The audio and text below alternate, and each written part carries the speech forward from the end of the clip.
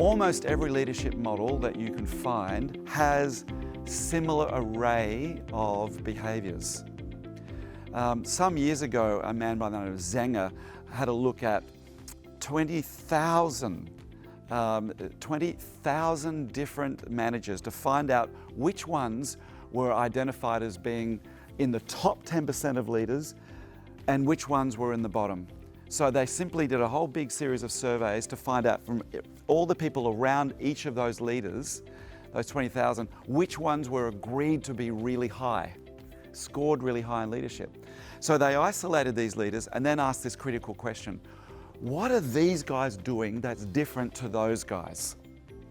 What are those guys doing that's different to those? Because something these guys are doing is making them be identified as leaders. And out of all the hundreds of different kinds of behaviors that could have been identified as leadership, they came up with 18 competencies. 18.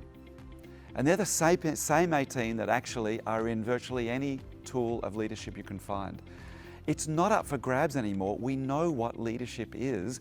We know what constitutes leadership. We know what behaviors make up leadership. It's been shown in meta-study after meta-study. It's pretty much this stuff. It's an array of competencies that move from task right through systems, through integrity, through to self-awareness, right down to managing other people skillfully, and that's probably no surprise to any of you. It really isn't to me either. This is leadership. When we see people doing this sort of stuff, there's something in our brains that just says, there's a leader, there's a leader. So is that important? Why is it so critical that we suddenly want people to be doing all this stuff? Well, the reason why it's so important is because things happen around the people who are identified as leaders that don't happen down the people who are not. So the most obvious thing we discovered is that business performance explodes under people and around people who are identified as being leaders. Isn't that interesting? In other words, it's got an extremely high correlation coefficient between leadership and business results. That connection has been absolutely made. Absolutely made.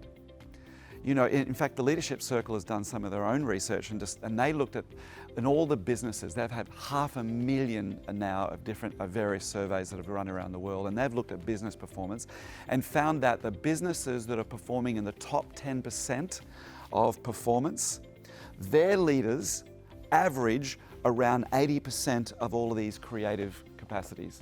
Their score averages 80, and their business performance is in the top 90% within their industry and beyond. It correlates. It correlates.